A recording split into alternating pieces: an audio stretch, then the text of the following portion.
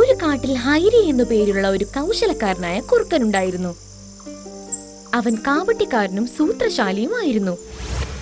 അവൻ ഒരു പണിക്കും പോകില്ലായിരുന്നു. വൃക്ഷത്തണലിൽ കിടന്ന് കാട്ടിലെ രാജാവാകുന്നത് സ്വപ്നം കണ്ട് കിടക്കുമായിരുന്നു.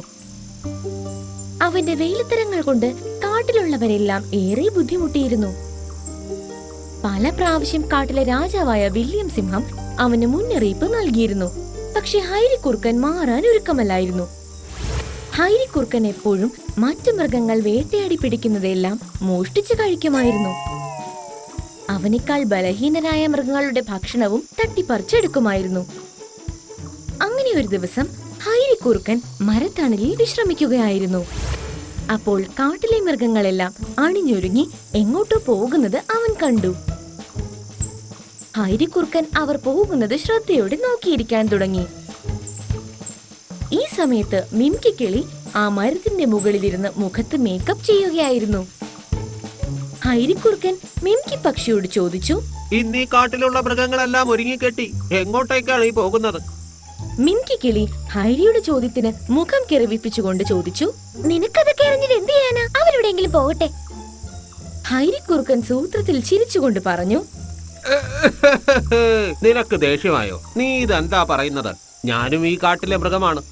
എനിക്കെന്താ അറിയുവാനുള്ള അധികാരമില്ലേ? നിന്നെ കുറിച്ച് എനിക്ക് നന്നായി അറിയാം. നിനക്ക് സൗകര്യം കിട്ടിയിരുന്നെങ്കിൽ നീ എന്നെ എന്തെന്നുമായിരുന്നു. നിന്റെ അറിവിലേക്ക് പറയാം, ഇന്ന് രാജാവായ വില്യം സിംഹം കാട്ടിലെ എല്ലാ മൃഗങ്ങൾക്കും വേണ്ടി വിരുന്നൊരുക്കിയിരിക്കുകയാണ്. അവിടെ നല്ല വിഭവങ്ങളും തയ്യാറായിട്ടുണ്ട്. ഇവരെ പോലെ ഞാനും അങ്ങോട്ടേക്ക് പോകാനൊരുങ്ങുകയാണ്. വിരുന്നോ? എന്ത് സന്തോഷത്തിന്റെ പേരിലാണ്? വില്യം സിംഹത്തിന്റെ മകൻ എഡ്വേർഡിന്റെ ബർത്ത്ഡേ ആണിന്ന്. മിംകി കിളിയുടെ വാക്കുകൾ കേട്ടിട്ട് ഹൈരി കുറുക്കൻ ദേഷ്യത്തോടെ പറഞ്ഞു, വില്യം സിംഹം ഈ കാണിച്ചത് വലിയൊരു തെറ്റാണ്. കാട്ടിലെ എല്ലാ മൃഗങ്ങളെയും ഇൻവൈറ്റ് ചെയ്തു, പക്ഷേ എന്നെ മാത്രം എന്തുകൊണ്ട് വിളിച്ചില്ല? ഞാനെന്താ ഈ കാട്ടിലെ മൃഗമല്ലേ? ആദ്യം നീ ക്ഷണിക്കപ്പെടാൻ യോഗ്യതയുള്ളവനാകൂ. നീ അല്ലെങ്കിൽ ആൾക്കാരുടെ ഭക്ഷണം തട്ടിയെടുക്കാറുണ്ട്. നിന്റെ അറിവിലേക്ക് പറയുകയാണ്, നീ അവിടെയെങ്ങും പോയി ചുറ്റിത്തിരിയരുത്. സുഹൃത്തെ, വില്യം സിംഹത്തിന്റെ ഈ പ്രവൃത്തി എനിക്ക് തീരെ മോശമായി തോന്നുന്നു. ഞാൻ കാട്ടിലെ രാജാവാകുമ്പോൾ ഈ കാട്ടിലെ എല്ലാ നിയമങ്ങളും രീതികളും മാറ്റും. ഹൈരിക്കുറുക്കന്റെ സംസാരം കേട്ട് മിംകി കിളി പൊട്ടിച്ചിരിച്ചുകൊണ്ട് പറഞ്ഞു, നീ ഇങ്ങനെ ഉറക്കത്തിൽ സ്വപ്നം കാണുന്നത് നിർത്തൂ. കുറുക്കന്മാർ ഒരിക്കലും രാജാവാകില്ല. കാട്ടിലെ രാജാവ് സിംഹമേ ആകാറുള്ളൂ. ഈ ജന്മത്തിൽ നീ ഒരിക്കലും രാജാവാകില്ല. ഞാൻ പോകുന്നു, എനിക്ക് വിശക്കുന്നു. ഇത്രയും പറഞ്ഞ് മിംകി പക്ഷി പറന്നുപോയി. ഹൈരി കുറുക്കൻ ദേഷ്യത്തിൽ പല്ല് ഞെരിക്കാൻ തുടങ്ങി. പക്ഷെ എന്തോ നല്ല വിഭവങ്ങളുടെ പേരുകൾ ഓർത്ത് അവന്റെ വായിൽ വെള്ളമൂറാൻ തുടങ്ങിയിരുന്നു. ഹൈരി കുറുക്കൻ വിളിക്കാത്ത സദ്യയുണ്ണാൻ വില്യം സിംഹത്തിന്റെ കൊട്ടാരത്തിലേക്ക് പോയി. അവനെ കണ്ടുപോഴേക്കും വില്യം സിംഹത്തിന്റെ കണ്ണുകൾ ദേഷ്യത്താൽ ചുവന്നു. എന്നിട്ടും ദേഷ്യം കടിച്ചമർത്തിക്കൊണ്ട് പറഞ്ഞു, നോക്കൂ, നിന്നെ ഞാൻ ഈ വിരുന്നിൽ വിളിച്ചിട്ടില്ല. എന്നിട്ടും വന്നുവെങ്കിൽ വയറ് നിറച്ച് കഴിച്ചിട്ട് വേഗം ഇവിടെ നിന്ന് പോകൂ. ഹൈരി കുറുക്കൻ മിണ്ടാതെ ഭക്ഷണം കഴിക്കുവാൻ തുടങ്ങി. അപ്പോഴാണ് അവന്റെ ദൃഷ്ടി വില്യം സിംഹത്തിന്റെ മകൻ എഡ്വേർഡിലേക്ക് പതിച്ചത്. അവൻ ഒരു സ്വർണവള കൊണ്ട് കളിക്കുകയായിരുന്നു. സ്വർണവള കണ്ടതും ഹൈരി കുറുക്കന്റെ വായിൽ വെള്ളമൂറി. അവൻ മനസ്സിൽ പറയാൻ തുടങ്ങി, ഈ സ്വർണ വളകൾ എന്റെ കയ്യിൽ പെടുകയാണെങ്കിൽ എനിക്ക് അതിനെ വിറ്റ് ധാരാളം പണം സ്വരൂപിക്കാനാകും. ഹൈരി കുറുക്കൻ എഡ്വേർഡിന്റെ അടുത്തെത്തി.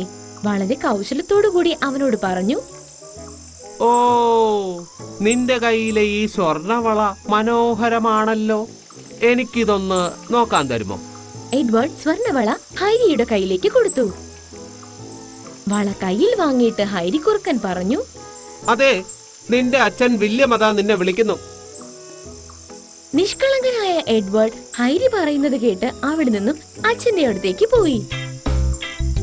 ആ തക്കം നോക്കി ഹൈരി കുറുക്കൻ അവിടെ നിന്ന് ഓടി മറഞ്ഞു.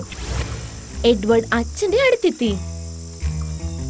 അച്ഛാ, അങ്ങ് എന്നെ വിളിച്ചിരുന്നോ? ഹൈരി അങ്കിൾ പറഞ്ഞു അങ്ങ് എന്നെ വിളിക്കുന്നെന്ന്. ഹൈരി കുറുക്കന്റെ പേര് പറഞ്ഞപ്പോഴേ വില്യം സിംഹം ആശ്ചര്യപ്പെട്ടു. എന്നിട്ട് ചോദിച്ചു, അല്ല, നിന്റെ സ്വർണവള അതെന്ത് ചെയ്തു? അത് ഹൈരി കുറുക്കന്റെ കയ്യിലാണ്. എഡ്വേർഡിന്റെ വാക്കുകൾ കേട്ടപ്പോഴേ വില്യം സിംഹത്തിന് എല്ലാ ചുറ്റിക്കളിയും ബോധ്യപ്പെട്ടു. ഹൈരി കുറുക്കൻ അതിവിദഗ്ധമായി മോനെ പറ്റിച്ച് സ്വർണവുമായി കടന്നെന്ന് മനസ്സിലായി. വില്യമിന്റെ കണ്ണുകൾ ദേഷ്യത്താൽ ചുവന്നു. അവൻ തന്റെ സൈനികരെ വിളിച്ചിട്ട് പറഞ്ഞു, അവൻ എന്റെ മോനെ വിഡ്ഢിയാക്കിയിട്ട് കടന്നു കളഞ്ഞു. പോകൂ, ഹൈരിക്കുറുക്കനെ ജീവനോടെയോ കൊന്നോ പിടിച്ചുകൊണ്ടുവരും. ഇവിടെ ഹൈരിക്കുറുക്കൻ മരത്തണലിൽ ആ വളയുടെ മനോഹാരിത നോക്കിയിരിക്കുകയായിരുന്നു. അപ്പോഴാണ് അവൻ മിംകി കിളിയെ കണ്ടത്. അത് പറന്ന് അവന്റെ അടുത്ത് വന്ന് പറഞ്ഞു, നീ ഇത്തവണ എല്ലാ പരിധിയും കടന്നിരിക്കുകയാണ്. കാട്ടിലെ രാജാവായ വില്യം സിംഹം സൈനികരോട് നിന്നെ ജീവനോടെയോ അല്ലാതെയോ പിടിച്ചുകൊണ്ടുവരാൻ ആജ്ഞാപിച്ചിരിക്കുകയാണ്. ഇത്തവണ നീ തീർച്ചയായും കൊല്ലപ്പെടുമെന്ന് തോന്നുന്നു. മിംകി കിളിയുടെ വാക്കുകൾ കേട്ട് ഹൈരിക്കുറുക്കൻ പേടിച്ചു വിറയ്ക്കാൻ തുടങ്ങി. ഉടനെ അവിടെ നിന്ന് ഓടിക്കളഞ്ഞു. ഓടി എവിടേക്കാണ് ഒളിക്കേണ്ടതെന്ന് അവന് യാതൊരു പിടിയുമില്ലായിരുന്നു. അപ്പോഴാണ് ധാരാളം സൈനികർ അവന്റെ നേരേക്ക് വരുന്നത് അവൻ കാണുന്നത്. കുറുക്കൻ അവിടെയും ഇവിടെയും ഒളിക്കാനുള്ള സ്ഥലം നോക്കി. അവൻ ഒരു സ്ഥലവും കിട്ടിയില്ല. പെട്ടെന്ന് അവനൊരു തടാകം കണ്ടു. അവൻ ആ തടാകത്തിലേക്ക് എടുത്തു ചാടി. വില്യം സിംഹത്തിന്റെ സൈനികർ കുറച്ചു കഴിഞ്ഞപ്പോൾ അവിടെ നിന്ന് പോയി. ഹൈരിക്കുറുക്കൻ തടാകത്തിൽ നിന്ന് തലയുയർത്തി നോക്കിയപ്പോൾ അവിടെ ആരുമുണ്ടായിരുന്നില്ല. അവൻ ആ തടാകത്തിൽ നിന്ന് ഇറങ്ങാൻ ശ്രമിക്കുമ്പോൾ പെട്ടെന്ന് അതിനകത്തു നിന്ന് സ്വർണശോഭ പരക്കുവാൻ തുടങ്ങി. അതിൽ നിന്നും ഒരു ദേവത ഇറങ്ങി വന്ന് മുന്നിൽ നിന്നു. ഞാനൊരു ശാപം കാരണം വർഷങ്ങളായി ഈ തടാകത്തിൽ തടവിലായിരുന്നു. ഏതെങ്കിലും മടിയനായ മൃഗം സ്വർണവുമായി ഇതിൽ മുങ്ങിയാലേ എനിക്ക് ക്ഷാപമോക്ഷം കിട്ടുമായിരുന്നുള്ളൂ. നീ കാരണം ഞാൻ ഇന്ന് ശാപത്തിൽ നിന്നും മുക്തമായിരിക്കുന്നു. എനിക്ക് നിന്റെ ഒരു ആഗ്രഹം പൂർത്തീകരിക്കാനാവും. നിന്റെ ആഗ്രഹം എന്താണെന്ന് പറയൂ. ഹൈരിക്കുറുക്കൻ എന്നും ആഗ്രഹിച്ചിരുന്നത് ഈ കാടിന്റെ രാജാവാകണമെന്നാണ്. കാടിന്റെ രാജാവാകാൻ സിംഹത്തിനെ കഴിയുള്ളൂവെന്ന് അവന് അറിയാമായിരുന്നു. ഞാൻ എന്റെ ഈ രൂപം കൊണ്ട് ഏറെ ബുദ്ധിമുട്ടുകയാണ്. എന്റെ ആഗ്രഹം എന്തെന്നാൽ എന്റെ ഈ ശരീരം സിംഹത്തിന്റെ ശരീരമായി മാറണമെന്നാണ്. എന്നെ കണ്ടാൽ സിംഹത്തെ പോലെ തന്നെ തോന്നിക്കുകയും വേണം. ശരി, പക്ഷെ നീ എപ്പോഴും ഓർമ്മിക്കണം, നിന്റെ ശരീരവും മുഖവും ശബ്ദവും സിംഹത്തെ പോലെ ആയിരിക്കും. നിന്റെ ആത്മാവ് കുറുക്കന്റേത് തന്നെ ആയിരിക്കും. അബദ്ധത്തിൽ പോലും യഥാർത്ഥ സിംഹത്തോട് പോരിന് പോകരുത്. യഥാർത്ഥ സിംഹത്തിന്റെ കൈകൊണ്ട് മരിച്ചാൽ നീ യഥാർത്ഥ രൂപത്തിലേക്ക് തിരിച്ചു വരും. ഇത്രയും പറഞ്ഞ് ദേവത അവിടെ നിന്നും മറഞ്ഞു. ഹൈരിക്കുറുക്കൻ സിംഹത്തിന്റെ രൂപത്തിലേക്ക് മാറി. വെള്ളത്തിൽ സിംഹത്തിന്റേത് പോലുള്ള പ്രതിബിംബം കണ്ടപ്പോൾ അവന് സന്തോഷം കൊണ്ട് ഇരിക്കെ പൊറുതി ഇല്ലാതായി. പോകെ പോകെ അവൻ ആ കാട്ടിൽ ഭീകരാന്തരീക്ഷം സൃഷ്ടിച്ചു പോന്നിരുന്നു. എന്തു തോന്നുന്നു അതൊക്കെ ചെയ്യും. ചിലപ്പോൾ കയ്യിൽ കിട്ടുന്ന മൃഗങ്ങളെയൊക്കെ കൊന്നു തിന്നും. കാട്ടിലെ രാജാവായ വില്യം സിംഹത്തിന് ഈ കാട്ടിൽ മറ്റൊരു സിംഹം വന്നിട്ടുണ്ടെന്നും താൻ രാജാവാണെന്ന് അവകാശപ്പെടുകയുമാണെന്ന് അറിഞ്ഞപ്പോൾ ദേഷ്യത്താൽ വില്യം സിംഹം ഭ്രാന്തനെ പോലെയായി. എന്നിട്ട് ഉച്ചത്തിൽ വിളിച്ചു പറഞ്ഞു, എന്റെ കാട്ടിലെ നിർദോഷികളായ മൃഗങ്ങളെ കൊല്ലുന്ന ആ സിംഹത്തിന്റെ ജീവൻ അത് ഞാൻ എടുക്കും. ഹൈരിക്കുറുക്കൻ സിംഹരൂപത്തിൽ കാട്ടിലെങ്ങനെ മതിച്ചു നടക്കുകയായിരുന്നു. അവിചാരിതമായി വില്യം സിംഹം അവന്റെ മുന്നിൽ വന്ന് നിന്നു. അലറിക്കൊണ്ട് ചോദിച്ചു, ആരാണ് നീ? എന്റെ കാട്ടിൽ എന്താണ് ചെയ്യുന്നത്? നിനക്കറിയില്ലേ ഈ കാടിന്റെ രാജാവ് ഞാനാണെന്ന്?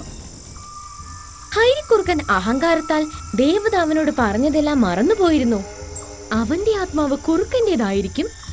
യഥാർത്ഥ സിംഹവുമായി പോരിന് പോയാൽ തോറ്റുപോകുമെന്ന് ഹൈരിക്കുറുക്കൻ അഹങ്കാരത്തോടെ പറഞ്ഞു.